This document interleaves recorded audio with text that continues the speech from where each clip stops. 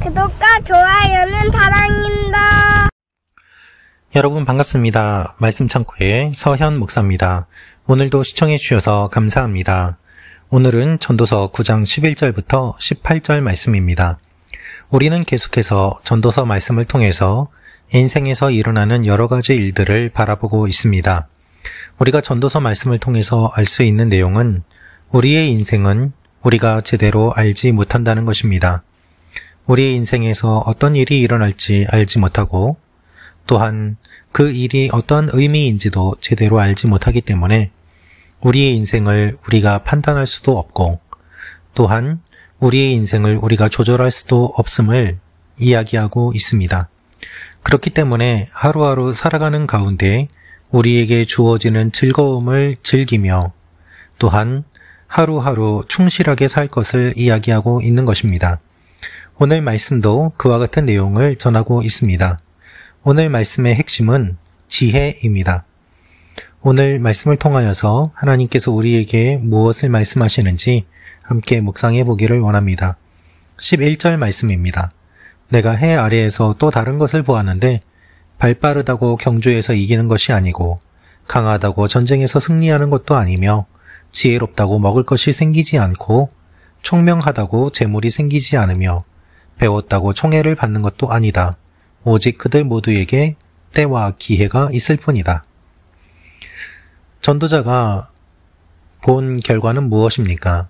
해 아래에서 이것들을 보았다라고 말을 하는데 발을 빠르다고 경주에서 이기는 것이 아니라고 합니다. 강하다고 승리하는 것도 아닙니다. 여러분, 우리는 이와 같은 일들을 인생에서 많이 경험합니다. 많이 배우고 지혜롭다고 해서 재물이 생기는 것도 아니고 또한 그 지혜를 사람들이 인정해 주는 것도 아닌 경우 말입니다. 발이 빠르다고 경주에서 이기지 못하는 그런 일들도 자주 일어납니다. 더군다나 사람은 자기 때가 언제인지 모르며 살아갑니다. 전도자는 모든 것이 때와 기회가 있을 뿐이다 라고 말을 하지만 그 때가 언제인지 사람들은 정확하게 모르기 때문에 사람들은 갑자기 모든 일들을 경험하게 되고 그 재앙이 갑자기 닥치면 사람들은 쓰러질 수밖에 없음을 이야기하고 있습니다.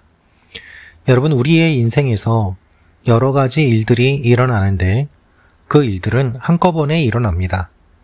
하나씩 찾아오기보다는 한꺼번에 찾아오고 그래서 정신을 차리지 못할 정도로 여러 일들에 휩쓸려 살게 되고 그 가운데 지혜를 발휘하기보다는 오히려 갖고 있던 지혜마저 잃어버리고 어리석은 모습으로 살아갈 때가 많이 있습니다.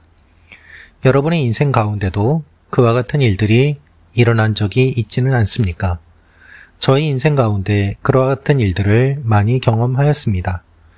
우리는 때가 언제인지 모르기 때문에 당장 내일 어떤 일이 일어날지도 모르고 내일 일어나는 좋은 일들을 생각하지 못한 채 오늘 일어나고 있는 절망적인 일들 때문에 괴로워하고 힘들어합니다.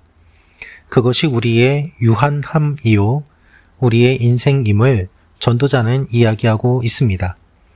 그래서 하나님 앞에 내일 좋은 일이 일어날 것을 기대하며 살 수도 있지만 오늘 절망을 경험하면서 원망하며 살 수도 있음을 성경은 이야기하고 있고 그렇게 내일 일을 염려하느니 오늘 하나님 앞에 원망이라도 하면서 끝까지 하나님을 붙잡기라도 하는 것이 우리에게 있어서 최선의 지혜임을 성경은 이야기하고 있는 것입니다. 내일 일어날 일을 미리 걱정하지 말고 그날 주어진 일들을 바라보면서 하나님께서 주시는 지혜로 분별하라는 것이죠. 특별히 오늘 전도자는 지혜를 이야기하고 있습니다. 그 지혜는 무엇입니까? 사람이 조금밖에 살지 않는 작은 성이 있었는데 아주 대단한 왕이 공격하러 왔습니다.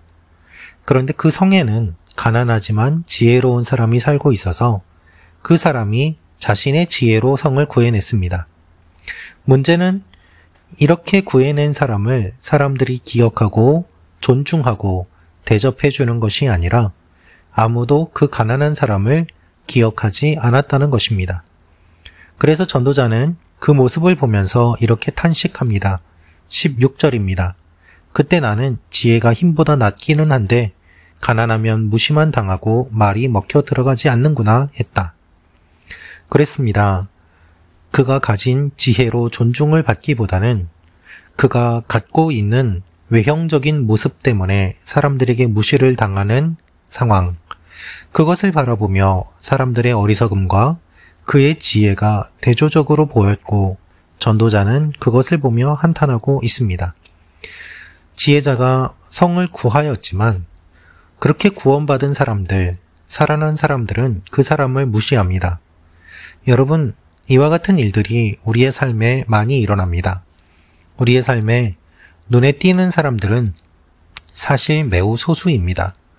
대부분의 사람들은 자신이 가진 지혜와 능력을 가지고 최선을 다해 살아가며 이 사회의 구성원으로서 사회를 지키고 있습니다.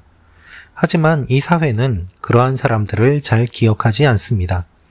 그들을 무시하고 때때로 그들의 외형을 보며 외면적인 모습을 바라보며 오히려 멸시하는 일들도 일어나곤 합니다.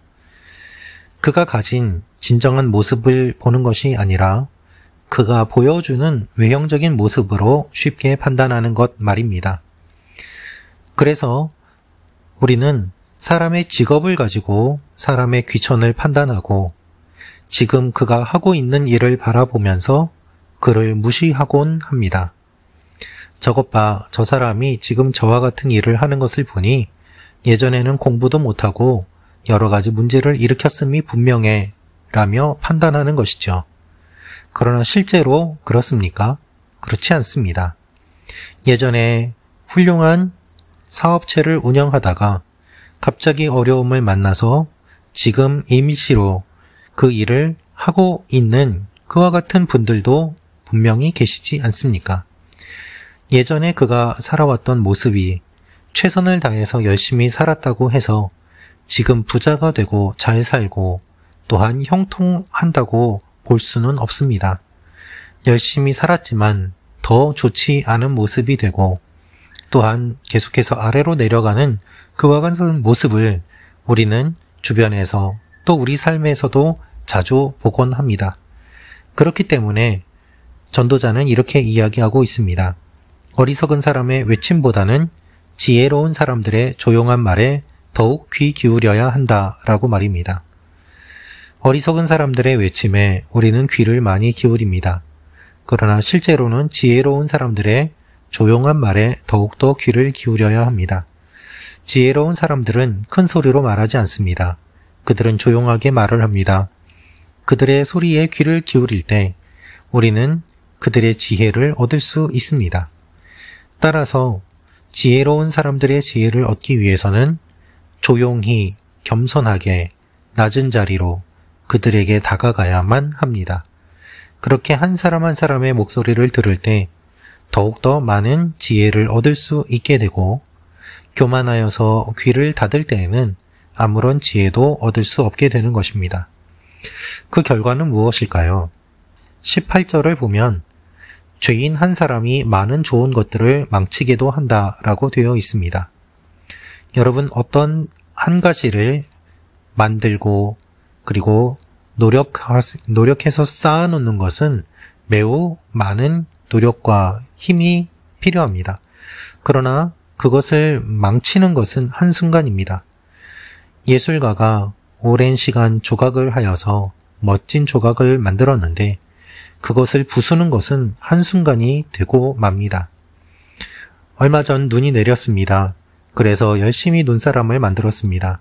그 눈사람을 만드는 것은 힘들고 또한 재미있는 일이기도 하였습니다. 하지만 그렇게 만든 눈사람을 누군가가 부숴놓은 것을 보았습니다. 그렇게 남이 만들어 놓은 눈사람을 부수면서 쾌감을 누리는 사람들이 있습니다. 그런 사람들은 좋은 것들을 금방 망쳐버립니다. 그 한 사람이 여러 가지 것들을 부수는 일들이 얼마나 자주 일어납니까?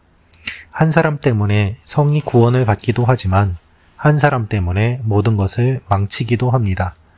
우리는 어떤 삶을 살아야만 할까요? 하나님께서는 우리가 어떤 삶을 살기를 원하실까요? 하나님께서 원하시는 삶을 살기 위해서 끝까지 겸손하게 지혜자에게 귀를 기울이고 그 말을 귀담아 들음으로 말미암아 겸손한 모습으로 나아가는 여러분과 제가 되기를 원합니다. 또한 모든 것들을 무너뜨리는 한 사람이 있음을 기억하고 그를 주목하며 그와 같은 일들을 하지 못하도록 우리가 또한 지혜롭게 깨어 있어야만 할 것입니다. 기도하겠습니다. 아버지 하나님, 우리가 겸손하게 지혜로운 사람들 되게 하시고 하나님 앞에 오늘 하루를 최선을 다해서 살아가게 하여 주옵소서.